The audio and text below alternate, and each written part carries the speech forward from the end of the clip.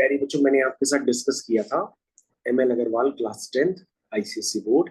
मैंने आपके साथ डिस्कस किया था एक्सरसाइज 8.1, 8.2, 8.3, जिसमें आपने देखा था मैट्रिसेस का एडिशन, सब्ट्रैक्शन। और मैंने लास्ट क्लास में आपको बताया था कि हम मैट्रिसेस के लिए मल्टीप्लिकेशन कैसे अप्लाई करते हैं, उसकी क्या कंपलसरी कंडीशंस होती हैं। तो ये मैंने आपको बेसिक बातें बताई थी, लेकिन मैंने आपके साथ एक्सरसाइज का डिस्कशन नहीं किया था।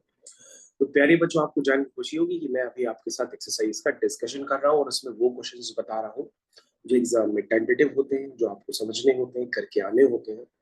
और बच्चों, आपको ये भी मैं बता दूं कि ये मैट्रिसेस जो है आपको क्लास 12th तक यूज करना पड़ेगा। अप टू आप जो भी एग्जाम देते हैं उसमें मैट्रिसेस का यूज आपको क्लास 12th तक करना है। चाहे आप पिलानी का एग्जाम दें, चाहे आप जेई मेंस का एग्जाम दें, चाहे आप आईआईटी का एग्जाम दें, ये मैट्रिसेस काफी दूर तक चलती है आपके साथ। तो यहाँ से बच्चों मैं आपको बता दूं कि सीबीएसई बोर्ड में क्लास 10th में मैट्रिसेस नहीं होती है, लेकिन आईसीएसई बोर्ड में क्लास 10th में मैट्रिसेस पढ़ाई जाती है। इसलिए आईसीएसई वालों को थोड़ा सा ज्यादा ही आता है सीबीएसई वालों से। ठीक है बच्चों, तो हम लोग आगे कंटिन्यू करते हैं। तो अच्छा, बाय द वे बच्चों, जो बच्चे आईबी बोर्ड के होंगे उनके पास भी ये मैट्रिसेस रहती है। तो आईबी बोर्ड वाले जितने भी बच्चे हैं, देखिए इंटरनेशनल बोर्ड, जिसको हम लोग आईजीसीएसई बोर्ड के नाम से भी जानते हैं, उनके पास ये मैट्रिसेस रहती है। तो उनको ये टॉपिक काफी हेल्प करेगा क्लास 10th में भी। तो हम लोग बच्चों अब स्टार्ट करते हैं कुछ अच्छे क्वेश्चंस के साथ। लास्ट क्लास में मैंने आपको प्रॉपर्टीज वगैरह काफी कुछ बता दी थी, उसी को वापस कंटिन्यू करते हैं। तो यहाँ पे प्यारे बच्चों आपके साथ अभी मैं करूंगा क्वेश्चन नंबर 3। और क्वेश्चन नंबर 3 आपका लिखा भी है 2015 का है। अब आप अगर आपके पास नया एडिशन होगा तो नया एडिशन में आपको जो है लेटेस्ट क्वेश्चंस भी मिलेंगे, मतलब जो 2023 और 24 में पूछे भी गए हैं। चलिए, तो बाय द वे अभी हम लोग ये क्वेश्चन करते हैं। ये जिन बच्चों के पास बुक्स है तो वो अपनी बुक से करें, बुक्स नहीं है तो आप स्क्रीन पे पॉज करके इस क्वेश्चन को पहले कंप्लीट करेंगे। तो प्यारे बच्चों, यहाँ से हम लोग कंटिन्यू करते हैं। आप स्क्रीन को पॉज कर लीजिए, पहले आप क्वेश्चन कर लीजिए। इसमें निकालना है AB-5C। सबसे पहले देखो बच्चों, क्या निकालना है? AB-5C। अच्छा, जिन बच्चों ने लास्ट वाली क्लास ना अटेंड की हो, वो डायरेक्टली इस लेक्चर में कूद गए हो, तो भैया लास्ट वाली क्लास एक बार देख लो, क्योंकि मैंने काफी सारे रूल्स लिखवाए थे, तो वो रूल्स आपको पता होने चाहिए। ठीक है ना? मतलब ऐसा पॉसिबल नहीं है कि अभी मैं इस क्लास में भी आपको रूल्स बताऊं, तो ऐसा काफी टाइम टेकन हो जाएगा। 37240253। तो बच्चों, मैंने ये ए और बी मैट्रिक्स को मल्टीप्लाई किया, तो ये हो गई आपकी ए बी मैट्रिक्स। अगर आप ध्यान से देखेंगे तो इसमें 2 रो है और 2 कॉलम है, तो उसका मतलब इसका ऑर्डर हो गया 2x2। इसमें भी 2 रो है और 2 कॉलम है, तो उसका भी ऑर्डर हो गया 2x2। और मैंने बताया था पहली मैट्रिक्स की कॉलम दूसरी मैट्रिक्स की रो के बराबर होनी चाहिए, और ऐसा यहाँ पर है। क्योंकि अगर हम देखें तो पहली मैट्रिक्स की कॉलम दूसरी मैट्रिक्स के रो के बराबर है, और मल्टीप्लाई करने पर जो मैट्रिक्स का ऑर्डर आएगा वो बच्चों क्या होगा? 2x2 होगा। तो बच्चों, ये मल्टीप्लाई करने की कंपलसरी कंडीशन आपको पता होनी चाहिए भाई, ऐसा ना हो आप गलती करते हैं एग्जाम में। तो हम लोग स्टार्ट करते हैं मल्टीप्लाई। जिन बच्चों ने अभी पहली बार क्लास ज्वाइन की है, जस्ट सेफर साइड में आपको एक बार सिखा देता हूँ। पहले हम रो को फिक्स करते हैं और फिर उसका कॉलम में करते हैं। यानी कैसे करेंगे? 3 इंटू 0, 7 इंटू 5, ये हो गया। फिर करेंगे 3 इंटू 2, 3 इंटू, सॉरी देखो मेरे से गलती हुई, 3 इंटू 2, 7 इंटू 3। फिर बच्चों पहली रो का फॉर्म खत्म, यानी पहली रो का मैंने मल्टीप्लाई कर दिया दोनों कॉलम्स में। फिर दूसरी रो का स्टार्ट करेंगे, इसका इससे, फिर इसका इससे, फिर इसका इससे, फिर इसका इससे। चलो बच्चों करके दिखाते हैं तो ज्यादा समझ में। तो 3 इंटू 0, 0। फिर 7 इंटू 5, 35। ठीक है। फिर 3 इंटू 2, 6। फिर 7 इंटू 3, 21। मेरे ख्याल से आप लोगों को समझ में आना चाहिए भाई। फिर बच्चों हो गया 2 इंटू 0, 0 हो गया। 2 इंटू 0 0। 4 इंटू 5, 4 5 से कितना होता है? 20 होता है। ठीक है। फिर 2 इंटू 2, 4। फिर 4 इंटू 3, 12।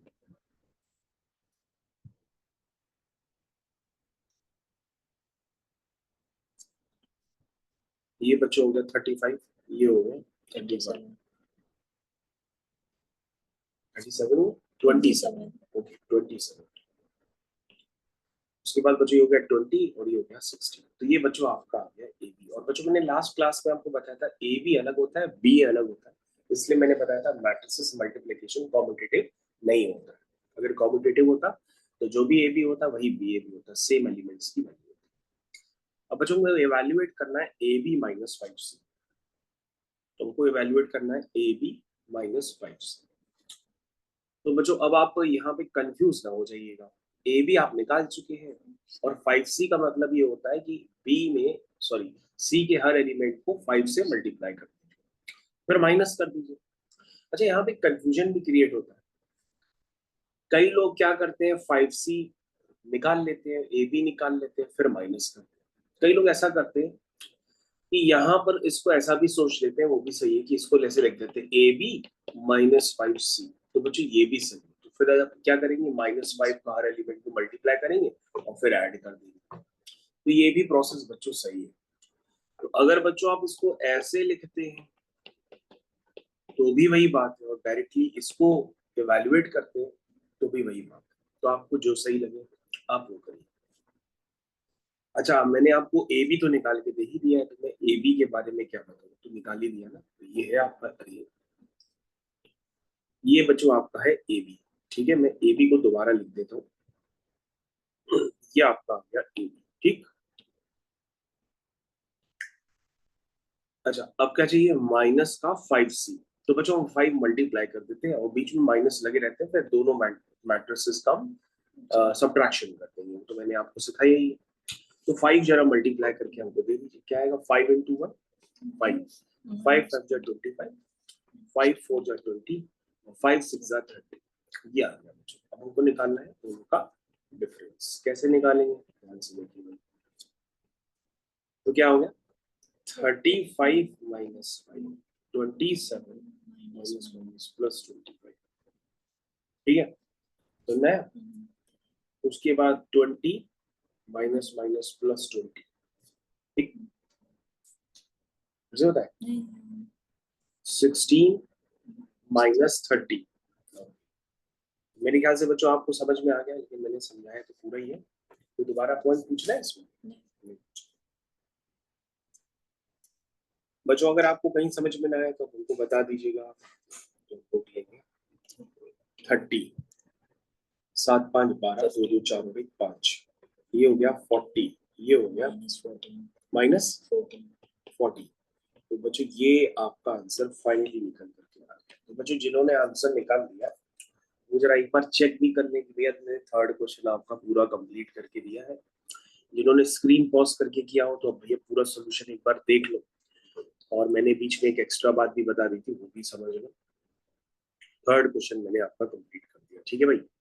जितने ही प्यारे बच्चे हैं भाई, मैंने थर्ड क्वेश्चन आपका कंप्लीट कर दिया। तो प्यारे बच्चों यहाँ से मैं वापस आगे कंटिन्यू कर रहा हूँ।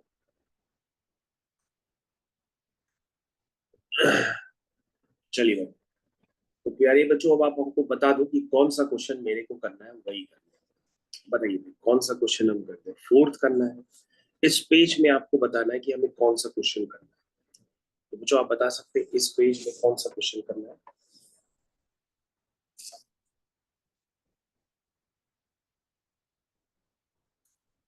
एट्थ क्वेश्चन, ठीक है बच्चों, हम एट्थ क्वेश्चन करते हैं।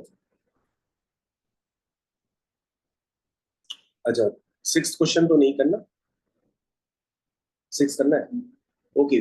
पहले बच्चों हम लोग सिक्स कर देते हैं, क्योंकि सिक्स को देख करके ऐसा लगता है होगा नहीं, लेकिन हो जाता है। सिक्स क्वेश्चन बच्चों ये है ना कि जो आप लोगों ने ट्रिग्नोमेट्री वगैरह पढ़ी है, थोड़ा उसका यूज करना है कि और कुछ नहीं।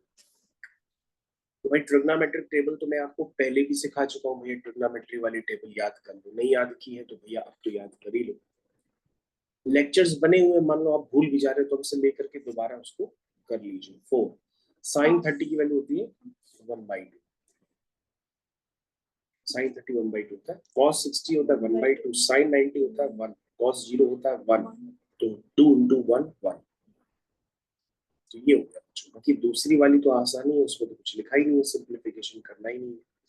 4 5 5 4, इसको हम लोग क्लोज कर देते हैं, ये क्लोज कर दिया।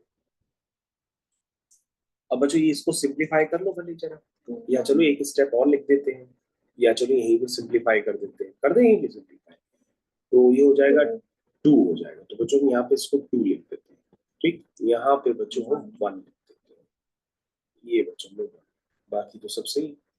अब तुम कहोगे सर ये मल्टीप्लाई हो सकता है, पहले ऐसे करेंगे फिर इसका स्क्वायर, ठीक है। तो स्टार्ट करते हैं मल्टीप्लिकेशन। क्वेश्चन बेहद आसान, बस ट्रिग्नोमेट्री में आपको वैल्यूज पुट करना है। अच्छा, कई बच्चे ये कहते हैं कि भाई सर एक बात बताओ कि इनको मल्टीप्लाई करने के बाद हम अगर वैल्यूज रखें, हमने कहा हाँ तो भी सही है, लेकिन इससे आपका काम बढ़ जाएगा, मतलब बड़ा साइन 30 आप सबके साथ मल्टीप्लाई करते जा रहे हैं, ठीक है ना। तो पहले ही वैल्यू प्लेस कर दो फिर मल्टीप्लाई कर दो। तो चलिए भाई 2 4 जा 8, 1 5 जा 5, 2 5 जा 10, 1 4 जा 4, फिर से देखो 1 4 जा 4, 2 5 जा 10, ठीक है। बताइए 1 5 जा 5, 4 2 जा 8। एक बार चेक करिए बच्चों मैंने सही लिखा है कि गलत लिखा है, तो गलती है तो कोई बताइए। तनुषी कोई गलती है? नहीं है। ये हो गया 13, ये हो गया 14, ये हो गया 14, ये हो गया 30, मेरे ख्याल से।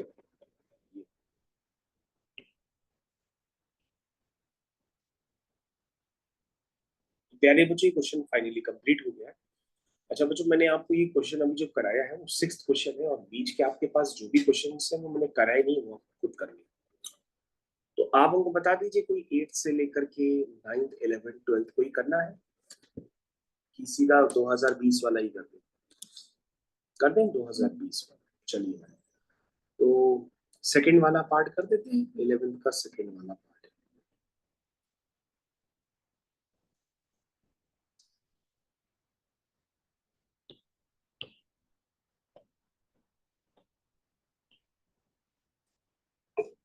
जी 11th क्वेश्चन का सेकंड पार्ट आ गया, चलिए स्टार्ट करते हैं। हाँ सबसे पहले हमारे पास ए दिया है, बी दिया है, और आपको ये इवेल्युएट करना है। तो बच्चों मैं आपको बता दूं ए क्यूब लिखा हो तो ए स्क्वायर इंटू ए होता है, ए स्क्वायर लिखा हो तो ए इंटू ए होता है। तो ए स्क्वायर का मतलब होता है ए इंटू ए, हो सकता है बच्चों आगे चल के ए क्यूब भी आ जाए। तो ए क्यूब के लिए पहले ए स्क्वायर को ए से मल्टीप्लाई करना होता है, तो दैट मीन्स पहले आप ए स्क्वायर निकालोगे फिर ए से मल्टीप्लाई करोगे तो आपका आ जाएगा ए क्यूब। प्यारे बच्चों ये बात आप समझनी भी पड़ती है भाई, समझ के करिए।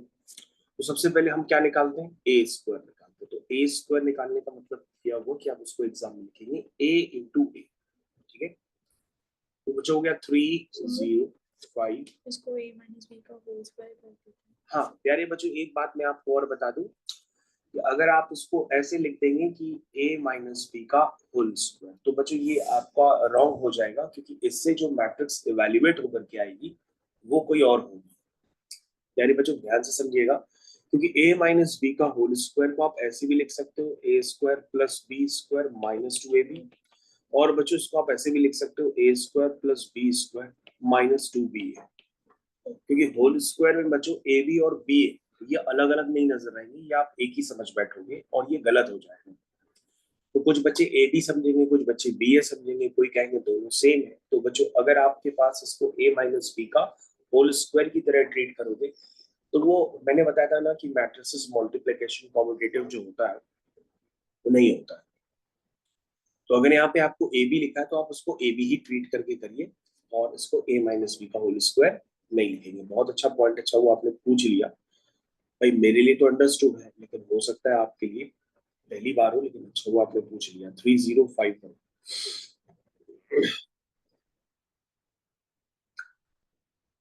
तो बच्चों इसी अभी तो हम बच्चों ए स्क्वायर ही आपको निकाल के दे रहे हैं, ठीक है। और बच्चों भाई मैंने आपको बता दिया मैट्रिसेस का रिप्रेजेंटेशन आपको सही करना होता है, ठीक है। कई लोग मैट्रिसेस की जगह डिटर्मिनेंट्स का रिप्रेजेंटेशन करते हैं, क्वेश्चन गलत हो जाते हैं, तो वो भी आपको ध्यान देना पड़ेगा। चलिए बच्चों स्टार्ट करते हैं। 3 इंटू 3 9, 0 इंटू 5 0, 3 इंटू 0 0, 0 इंटू 1 0। क्या मैंने सही लिखा है? सही लिखा है। 5 इंटू 3 15। बच्चों इसमें आंखों की एक्सरसाइज होती है, इसमें आंखें मटकानी बहुत पड़ती है। तो ये कभी भी आपको मैट्रिसेस करनी हो तो सुबह उठ के करिए, क्योंकि आपको आंखों की एक्सरसाइज भी हो जाएगी। क्योंकि जब आप इसका इससे करोगे फिर इसका इससे करोगे फिर उसका इससे करोगे फिर इसका इससे करोगे जिसमें आंखें बार बार आपको घुमानी पड़ती है। इससे बहुत ही अच्छी एक्सरसाइज होती है। तो आंखों की एक्सरसाइज के लिए मैथमेटिक्स में सिर्फ एक ही एक्सरसाइज है, वो है मैट्रिसेस। चलिए, तो 5 3 जा 50, 5 बन गया, 5 0 जा 0, 1 बन गया 1। चलिए,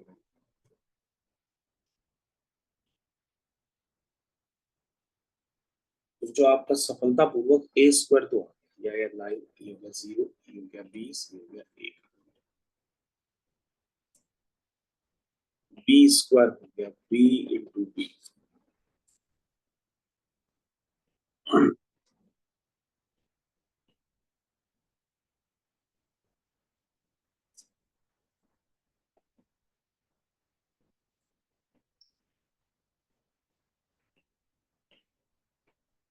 ये हो गया बच्चों बी स्क्वायर बी। चलिए भाई मल्टीप्लाई करते हैं उसको, 16 हो गया, तो हो गया 16 हो गया, 2 बन गया 2, -8 हो गया, 0 हो गया। बहुत बढ़िया बच्चों, आप ही बताइए भाई। -4 0 2 0। बहुत बढ़िया। चलिए भाई इसको कंप्लीटली कर लेते हैं। 16 17 18 -8 -4 और 2, ये बच्चों आपका, ठीक है भाई। तो बच्चों बी स्क्वायर आ गया। अब बच्चों निकालना क्या है, A square minus 2ab plus B square, A square minus 2ab plus B square, ये बच्चों आप तो कर ही लोगे, हम लिख देते हैं, बाकी आप कर लीजिएगा। चलिए ए स्क्वायर बता दीजिए हमको कितना है,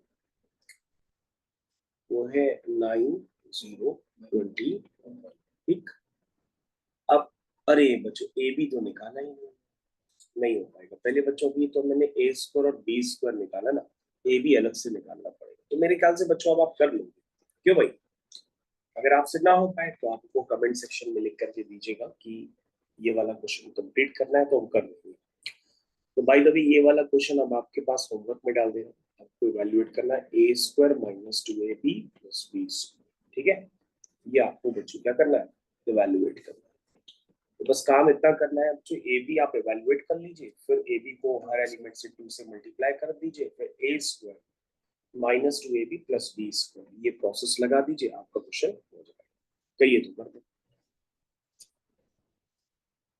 क्वेश्चन में बच्चों हमें लग रहा है अब इजी लग रहा है। क्वेश्चन में मल्टीप्लिकेशन एक ऐसा प्रोसेस होता है जिसको देख करके बच्चे भाग जाते हैं। तो बच्चों आपका आपके डर को दूर करने के लिए एक क्वेश्चन हम करते हैं सीधा सीधा इस 8.3 एक्सरसाइज का सबसे लास्ट क्वेश्चन, ठीक है। आइए पीछे से स्टार्ट करते हैं।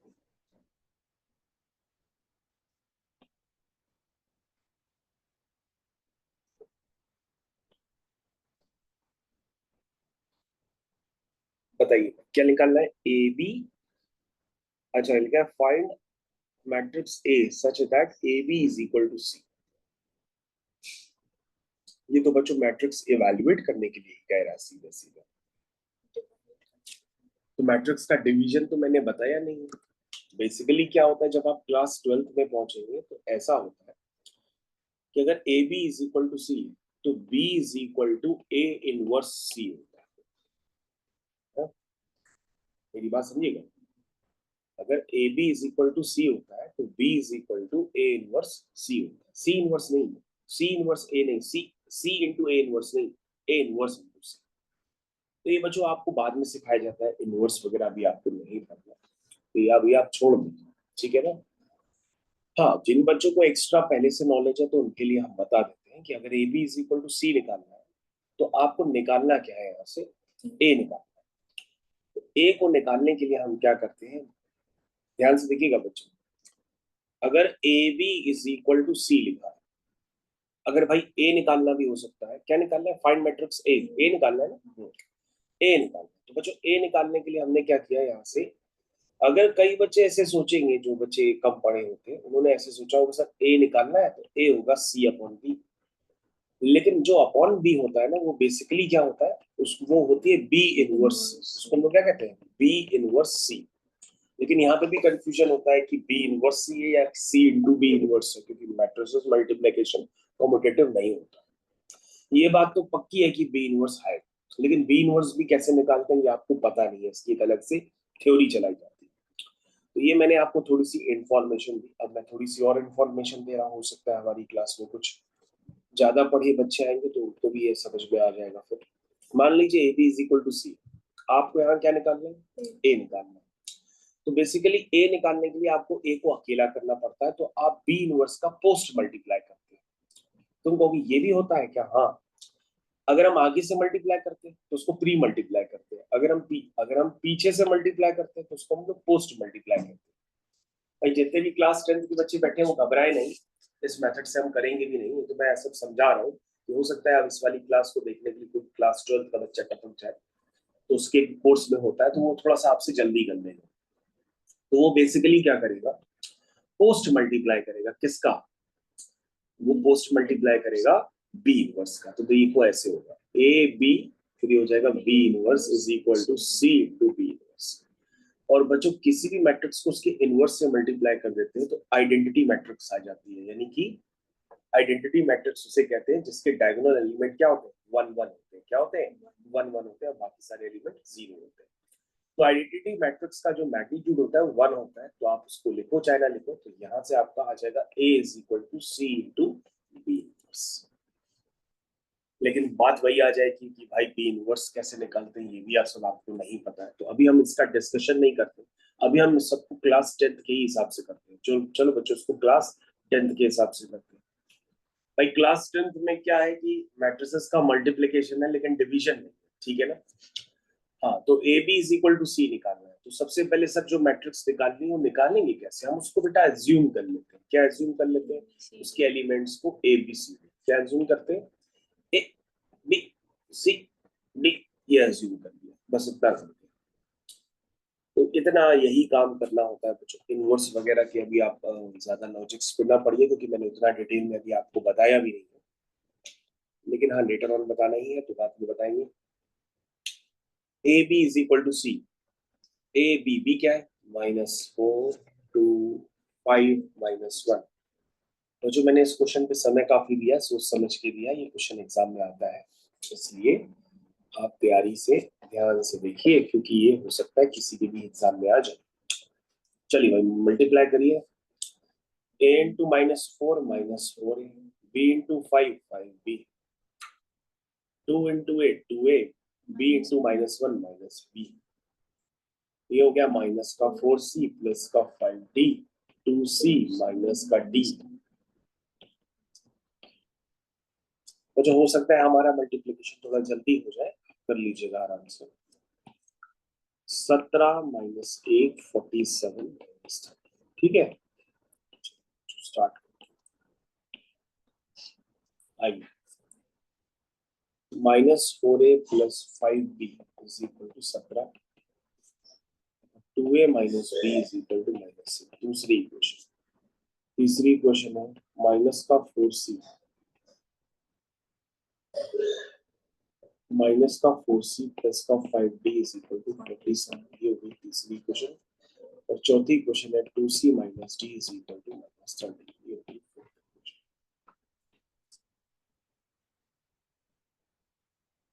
अब बच्चों ये सॉल्व तो कर ही लोगे, इसमें क्या है भाई? देखो आप इन दोनों को सॉल्व कर लेना तो ए बी आ जाएगा, इन दोनों को सॉल्व कर लेना तो सी डी आ जाएगा। ए बी सी डी निकल करके आ जाए तो आप यहाँ पर प्लेस कर देना। ये देखो यहाँ पे जैसे प्लेस करोगे तो तुम्हारे पास मैट्रिक्स क्या आ जाएगी, ए मैट्रिक्स आ जाएगी, है ना? भाई बच्चों आपको समझ में आया? ये मैट्रिक्स निकालने के लिए हमें elements A B C D equations को सॉल्व करके निकालने के लिए। आइए बात सबसे पहले सॉल्व कर लें इक्वेशंस, आप सॉल्व ही कर लेते हैं। तो हम क्या करते हैं, जो इक्वेशन 2 है,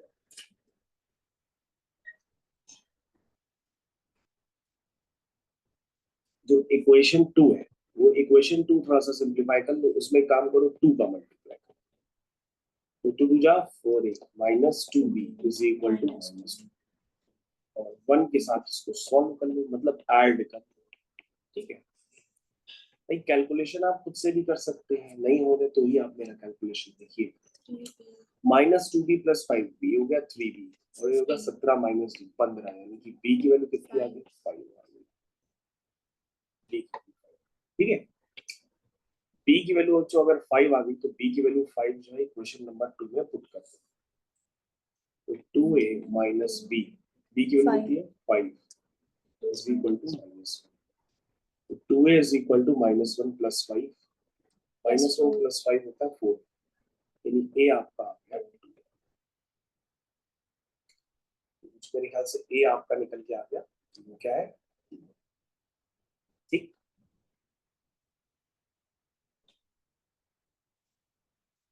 हाँ भाई A2 आ गया भाई, सभी को बात क्लियर हो गई। A2 B5। चलिए भाई अब दूसरी इक्वेशन की तरफ देखो भाई। दूसरी इक्वेशन में फोर्थ इक्वेशन में, इक्वेशन 4 में क्या मल्टीप्लाई करते हैं 2 का, तो बन जाएगी 2 × 4c 2d = 26। ये फिर थर्ड वाली इक्वेशन के साथ उसको मैनेज कर दो। ये थर्ड वाली इक्वेशन बनेगी, ऐड करो, ये कैंसिल हो जाएगा। -2d + 5d कितना हुआ 3d। 47 - 26, 7 में से 6 गए 1 और 4 में से 2 गए 2, तो कितना यार d की वैल्यू 7। बच्चों d की वैल्यू 7 आ गई। d की वैल्यू 7 इक्वेशन नंबर 4 में पुट कर देते हैं, तो 2c हो जाएगा -13 + 7 यानी कि माइनस का 6, तो c कितना हो जाएगा -3। बच्चों देखो सब निकाल दिया, अब आपकी a मैट्रिक्स निकल आएगी। ठीक है, करना पड़ेगा बच्चों एग्जाम में। चलिए भाई a b c और ये हो गया d। इंपॉर्टेंट क्वेश्चन था बच्चों, इसलिए समय दिया है जानबूझ करके, आप इसको करिएगा। जिन्होंने सॉल्यूशन देख लिया वो अच्छी बात है, लेकिन आपको ये दोबारा करना पड़ेगा। आप ऐसा ना सोचिएगा कि अभी आपको आ गया, क्योंकि ये हम कर रहे हैं। ठीक है ना, ये 36 क्वेश्चन बच्चों ने कंप्लीट कर दिए। एक दो पेज और क्रिएट कर लेते हैं।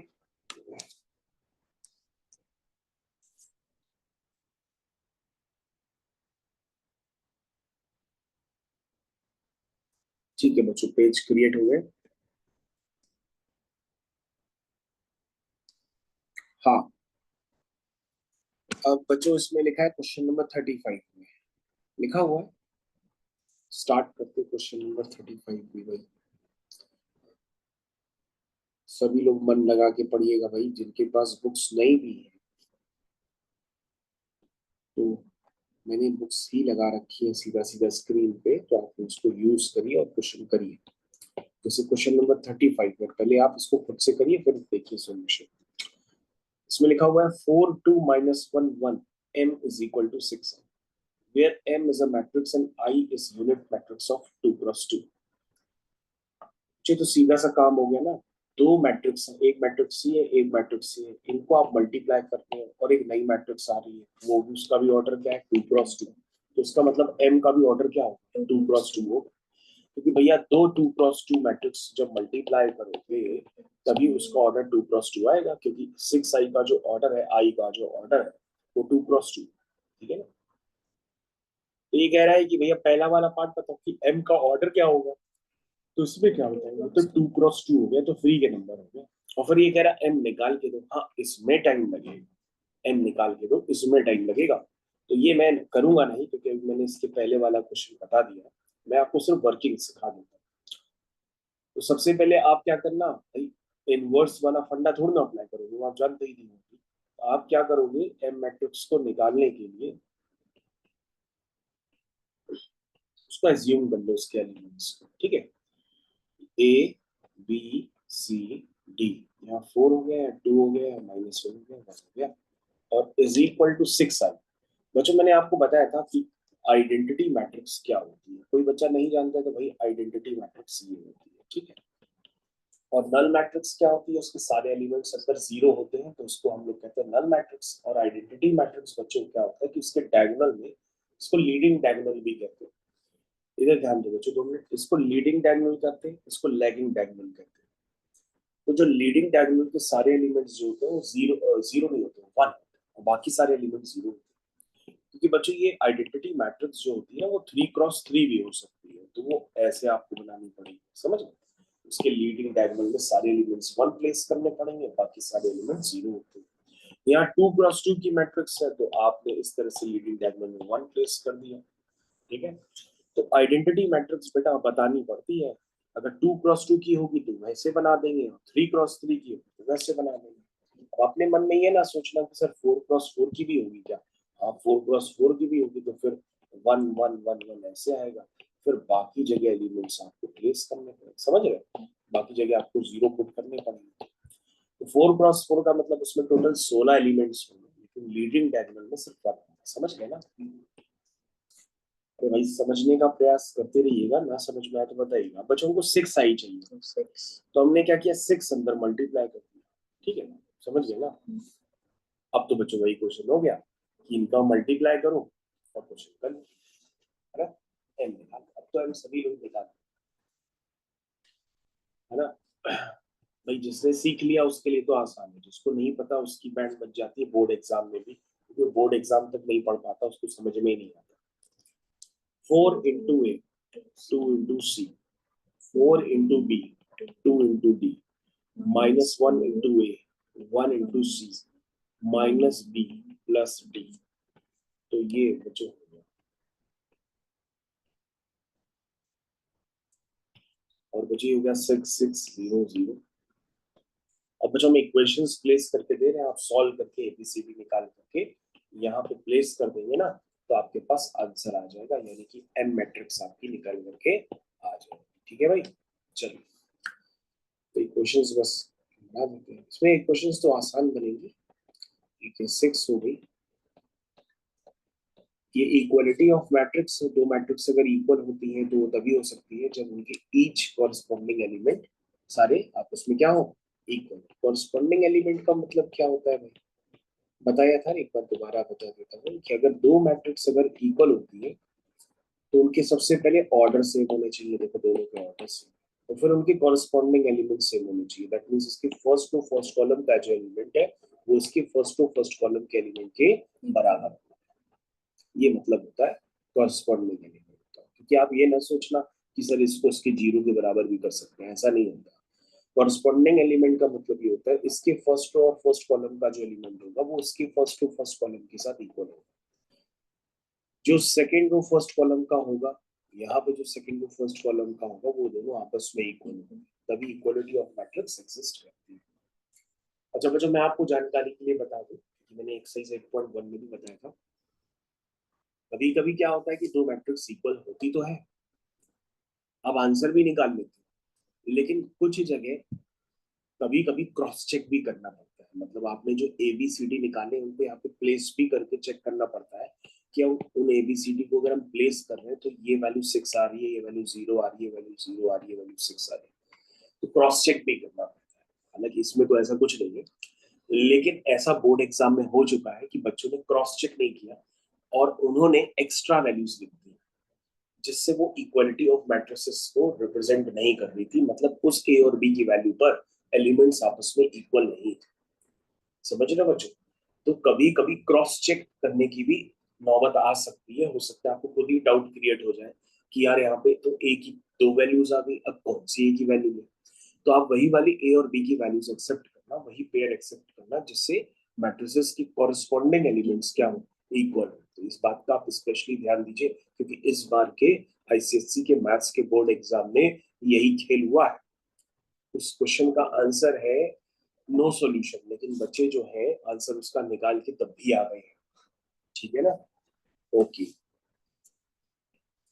तो ऐसे क्वेश्चन मैंने उनको करा दिए थे भाई, जिन्होंने हमसे पढ़ा था तो मैंने उनको सिखा दिया था, लेकिन काफी सारे बच्चे जो है वो उससे अभी भी जानकारी नहीं रखते हो। चलिए बच्चों तो एक क्वेश्चन और कर लेते हैं, ये 33 का सेकंड पार्ट है।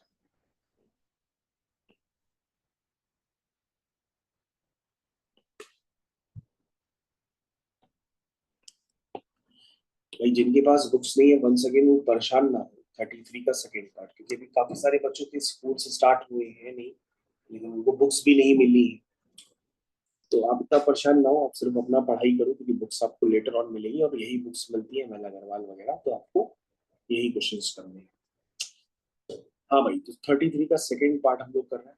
ए गिवन है, बी गिवन है, और कह रहा है कि find a matrix C such that C is equal to B. Start करें। क्या निकालना है? सी सी निकालना है। तो बच्चों कर लोगे, इसमें कौन सा बड़ा काम है, लेकिन यहाँ पे खेल है यार। ऑर्डर हाँ, यहाँ पे दोनों 2x2 सब नहीं चल रहा है, ऑर्डर तुम्हें चेक करना पड़ेगा कि भाई सी का ऑर्डर क्या है। पहले लिखते हैं, आओ अच्छा यहाँ पे लिख के चेक करते हैं। सी इंटू ए किसके बराबर आ रहा है? बी के बराबर। थोड़ा दूरी दूरी पे लिखते हैं। सी इंटू ए किसके बराबर आ रहा है? बी के बराबर आ रहा है। अच्छा तुम पहले ये बताओ, सी निकालना है। सी का ऑर्डर तो पता नहीं, लेकिन तुम्हें ए का ऑर्डर तो पता है क्या है? 2x2 है। तुम्हें बी का ऑर्डर नहीं पता है? देखो, बी में एक रो है और दो कॉलम है, तो 1x2। बहुत बढ़िया बेटा, बहुत बढ़िया। बी का ऑर्डर तुमने बिल्कुल सही बताया, इसमें एक रो है और दो कॉलम है। भाई ये काफी सारे बच्चों को समझ में नहीं आता है जो हम बोलते हैं। अगर आपको नहीं समझ में आ रहा है इस क्लास में, तो आप पहले फर्स्ट वाली क्लास का लेक्चर देखो, अगर आप नहीं समझ पा रहे हो तो। अब मुझे ये बताओ, तुम्हें जो फाइनल मैट्रिक्स आ रही है उसका ऑर्डर 1x2 है, तो 1x2 कैसे आएगा? तो कहने का मतलब यहाँ पर तो पहले तुमको सी मैट्रिक्स का ऑर्डर डिफाइन करना है, तो यहाँ पे तो 2 होना चाहिए, कि ये दोनों एलिमेंट सेम होने चाहिए, है ना? तभी ये मैट्रिक्स मल्टीप्लिकेशन पॉसिबल है। और यहाँ पर 1 होना चाहिए, क्योंकि 1x2 तभी वो ऑर्डर आ रहा है। समझ पाए कैसे जस्टिफाई किया? तो बच्चों अगर आपको ये नियम नहीं पता है जो मैंने इससे पहली वाली क्लास में बताए थे, तो फिर आपको यहाँ पे प्रॉब्लम होगी। आप सी का पता है ऑर्डर क्या ले लोगे, अगर आपको कोई जानकारी नहीं है, सिर्फ मल्टीप्लीकेशन जानते हो, तो आप सी का ऑर्डर ले लोगे 2x2 और क्वेश्चन भी करके आ जाओगे, वो गलत है। तो सी मैट्रिक्स का बेटा ऑर्डर पहचान लो क्या है। वो क्या है? 1x2। ये तो मैंने समझा दिया था ना आपको, कि भैया अगर सी मैट्रिक्स निकालनी है और सी किसी से मल्टीप्लाई हो रहा है, तो ये वैल्यू और ये वैल्यू सेम होनी चाहिए। तो ये वैल्यू तो 2 थी, तो यहाँ पे भी 2 होना चाहिए। और मल्टीप्लाई होने पर ऑर्डर 1x2 आ रहा है, तो यहाँ पे तो 2 है, तो यहाँ पे क्या होना चाहिए? 1x2। यही तो ऑर्डर होता है। तो मुझे ये बात बड़ी लाख रुपए की है, ये आपको समझ में आनी चाहिए। आ रही समझ में? यही होता है बच्चों मैट्रिसेस मल्टीप्लिकेशन का खेल। तो बच्चों हमारे पास सी मैट्रिक्स में एक रो है और दो कॉलम है। तो पहले सी मैट्रिक्स बनाते हैं, चलो आ जाओ। सी मैट्रिक्स, एक रो है और दो कॉलम, तो तुम कहोगे सर एक रो दो कॉलम हो तो क्या? यही होगा, ए बी। यही तो होगा। लेकिन बच्चों कई लोग ना ए बी वर्टिकल में लिख देते हैं, यानी कि दो रो एक कॉलम भी लिख देते हैं। जो बड़ा इंपॉर्टेंट क्वेश्चन हो गया, अच्छा वो बीच पीछे से क्वेश्चन स्टार्ट किए। ये क्वेश्चन अच्छे वाले और एग्जाम में भी चल रहे हैं। स्टार्टिंग के क्वेश्चन तो सिर्फ थ्योरी सिखाने के लिए चल रहे थे। चलो 2x2 कहोगे सर ये तो जानते हैं। हाँ तो लिख दो ना, कितना है 2x2 बताओ तो। भाई एक ऑर्डर बताओ तो लिख दे। 2x2 है, लेकिन है क्या? 2 -1 -5। ठीक। सर बी का ऑर्डर पता है? हाँ सर बी का ऑर्डर तो पता है, यस पता है। मैंने कहा वो भी नहीं पता। ठीक। क्या बी का ऑर्डर क्या है? 0 -3। चलो अब मल्टीप्लाई कर सकते हैं। सिर्फ बच्चों आपको दो एलिमेंट निकालने, अगर आप क्वेश्चन सही करते हैं। बताइए, तो पहली रो को फिक्स करेंगे, तो a इंटू 2 2a। ठीक है। a इंटू 2 कितना आएगा? 2a। और माइनस का 4 भी, यही तो आएगा। नहीं आएगा भाई, यही क्या, पहली रो को फिक्स किया, इसमें मल्टीप्लाई किया। ठीक है ना? चलो फिर a into -1 minus A, b into 5 5 b। बोलो समझ में आता है? अब बच्चों नीचे कोई दूसरी रो तो है नहीं, जब है ही नहीं तो मल्टीप्लाई क्या करें? नहीं समझा? तो बच्चों मल्टीप्लिकेशन में आपको प्रॉब्लम नहीं होनी चाहिए, क्योंकि मैंने आपको सिखा दिया रो वर्सेस कॉलम होता है। फिर भी अगर प्रॉब्लम है तो भैया इसके पहले वाली क्लास का लेक्चर देखो। तो 2a - 4b is equal to 0, ये बन गई फर्स्ट इक्वेशन। और -a + 5b is equal to -3, ये बन गई सेकंड इक्वेशन। हो गई बच्चों, सॉल्व कर लो इसको। सॉल्व कर लेंगे भाई सभी लोग। सॉल्व करके ए और बी वहां प्लेस कर देंगे, आपके पास सी मैट्रिक्स निकल करके आ जाए। ठीक है? तो ये बच्चों काम होमवर्क में डाल दें, solve for A and B and put the value in matrix C. Put the values in matrix C. ठीक है, अब आप कर लेंगे ना, ये कर दें क्या? नहीं कर दे कहूँ? प्रोफेसर जो अभी क्वेश्चन कर रहा है वो तो वाकई में अच्छा क्वेश्चन था, नहीं पता होता तो खेल हो जाएगा इन सब में।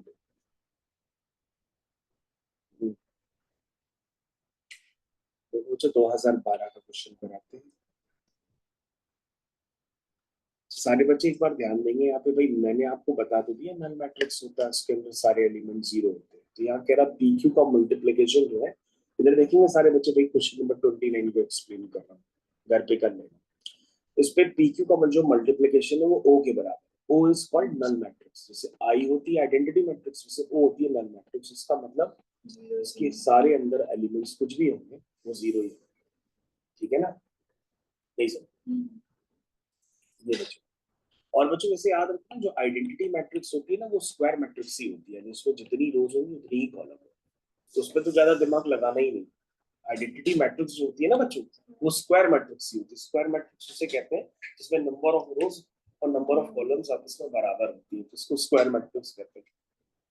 तो अगर क्वेश्चन में दे दिया जाए कि भाई आइडेंटिटी मैट्रिक्स है लेकिन ऑर्डर नहीं लिखा, तो तुम ऑर्डर खुद ही सोच लेना कि वो 2x2 होगा या तो 3x3 होगा, डिपेंड करेगा कि क्वेश्चन में दूसरी मैट्रिक्स का ऑर्डर क्या है, ठीक है? चलिए बच्चों, तो कौन सा क्वेश्चन करने जा रहे थे? कौन सा? खुद ही भूल गया हम। 31 कर रहे थे क्या? मैंने बच्चों नल मैट्रिक्स बता दिया, मतलब फर्स्ट क्लास में थ्योरी बताई थी, लेकिन फिर भी यार दोबारा बता दिया, देखते रहे।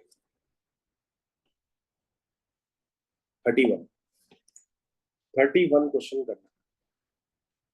31 क्वेश्चन में एक्स मैट्रिक्स का ऑर्डर बताना है, तो बता सकती हो एक्स मैट्रिक्स का ऑर्डर क्या होगा?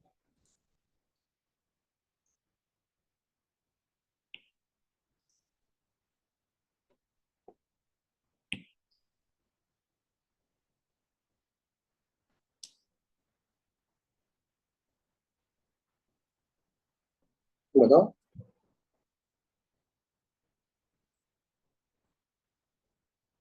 ठीक है बच्चों, मैं स्टार्ट करता हूँ। देखिए बच्चों, ये वाला ऑर्डर क्या है? 2x2 लिख लो, या तो मैं लिख देता हूँ 7 6। इधर देखो, इसमें बच्चों दो रो और एक कॉलम, तो उसका ऑर्डर हो गया 2x1। पहले रो लिखते हैं फिर कॉलम।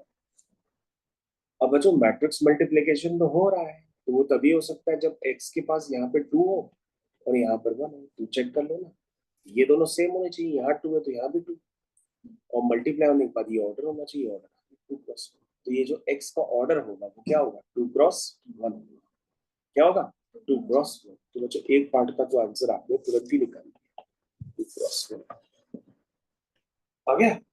अब बच्चों मैट्रिक्स भी निकलेगी, क्योंकि मल्टीप्लिकेशन तो आप जान चुके हैं ना, लेकिन बस ये याद रखिएगा एक्स इसके आगे लिखा है, ऐसा ना हो आप पीछे से मल्टीप्लाई करें तो गलत हो जाएगा, क्योंकि मैंने बता दिया कि भैया इसमें कॉम्यूटेटिव नहीं होता है ना। तो ये प्री और पोस्ट मल्टीप्लाई का इफेक्ट होता है। अगर ये पोस्ट मतलब बाद में मल्टीप्लाई हो रहा है तो उसको आगे ही रखना है, ऐसा ना हो आप इसको प्री मल्टीप्लाई करके आगे पहुंचा दें। ठीक, ये गलतियां बहुत बच्चे करते हैं। चलिए, 2 - 3 1 4, आइए एक्स बताइए, दो रो एक कॉलम, दो रो एक कॉलम, ठीक। चलो बच्चों, तो ये लास्ट क्वेश्चन बच्चों मान के चलते हैं, करते हैं, फिर बाद की क्वेश्चन आपको देते हैं, आप करिएगा आराम से, ठीक।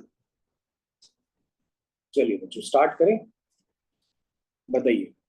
2 × A 2A, 1 × B B, ठीक। और बच्चों आगे तो जाएगा नहीं, क्योंकि भाई ये होता था, इसमें होता था, इसमें होता था, आगे तो कुछ है ही नहीं, तो कहाँ होगा? मतलब ये वाली रो आगे वाली कॉलम में जाएगी नहीं। अब नीचे वाली रो को पकड़ो, तो -3 × A +4 × B, बस हो गया। फिर को भी हाँ सर बिल्कुल इफेक्टिव चल रहा है, क्योंकि ऐसे ही मल्टीप्लिकेशन भी होता है और वो फॉलो भी हो रहा है। तो 2A + B = 7, -3a + 4b = 6। दो इक्वेशंस, दो हम लोग सॉल्व कर लीजिए क्वेश्चन, ठीक है ना। तो प्यारे बच्चों, अब यहाँ से a और b निकालने के बाद a और b इस वाली मैट्रिक्स में प्लेस कर दीजिए, इसका नाम x मैट्रिक्स है, और आपका आंसर आ जाएगा, आपका सेकंड पार्ट कंप्लीट हो जाएगा।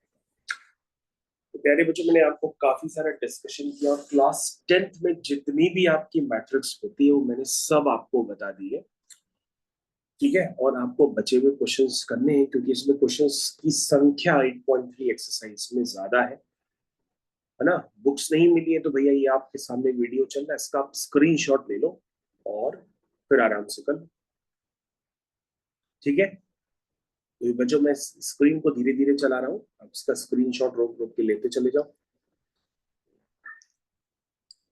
अब आप उसको कर लीजिए, ठीक है। चलिए भाई, तो यहाँ पे हम लोग विराम देते हैं। थैंक यू, धन्यवाद।